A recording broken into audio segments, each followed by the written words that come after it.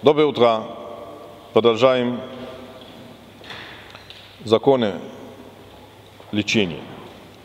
Вчера мы подняли вопрос, на самом деле, если человек имеет право обратиться к врачу, когда он заболеет, врач имеет право лечить, должен ли он лечить, обязан ли он лечить. Очень интересно разногласие в Талмуде между Рав Аха и Абайей.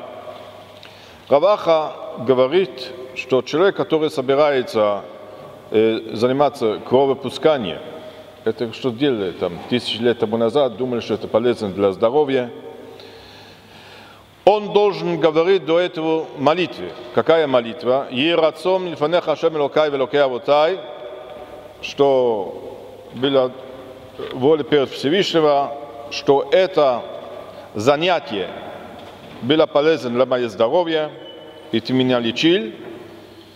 И поскольку ты являешься Богом, который лечит, и твое лечение, она истина, и здесь обращайте внимание на окончание этой молитвы. «Лефи шеэн даркан шел бней адам лерапот эла шенаагу».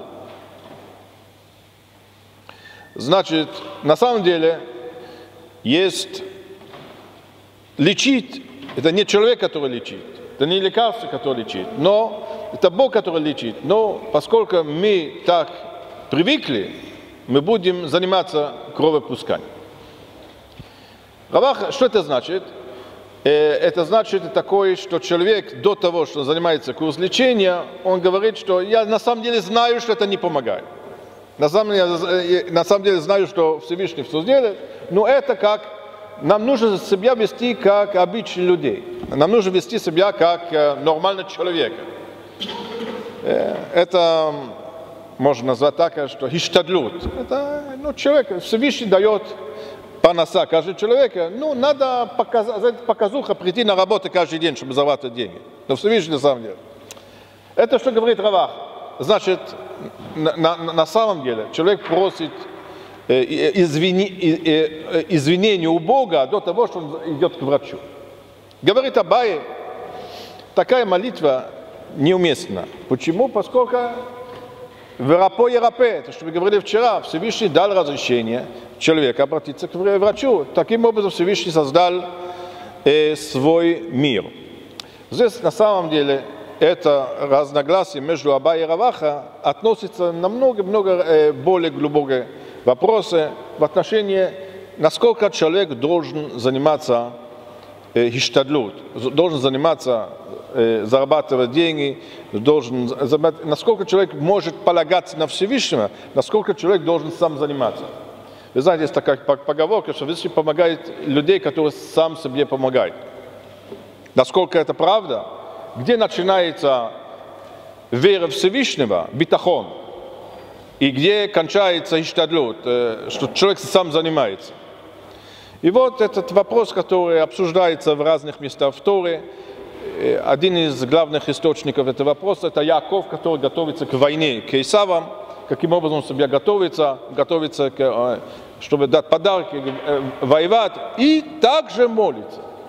Значит, естественно, что и здесь Рамбан это говорит, что человек, который находится на самой высшей сфере духовности, такой человек может лечиться, должен лечиться без врача. Но человек, который является обычным человеком, он должен пройти через человеческие подходы к решению вопроса. Естественно, человек не может остаться дома и ждать, что у него золото летало, и его заработок просто ждал там. Есть момент, который называется хиштадлут. И это тоже касается лечения. И поэтому Рамбан говорит, что тоже в отношении лечения человек, который является очень духовно, очень большой цадик, он может говорить, ему врач не нужен. Он может лечиться без врача.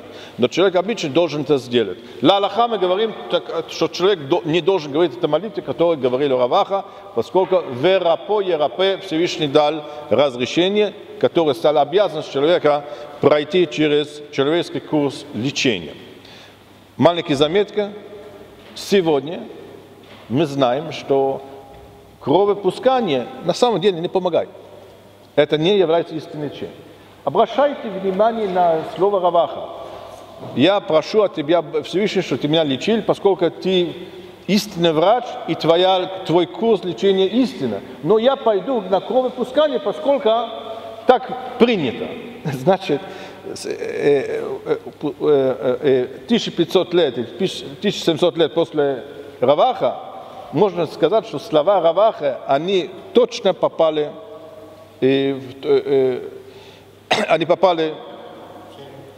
почему? Поскольку Раваха говорит, 1500 лет тому назад думали, что кровопускание является лечением, это помогает на здоровье.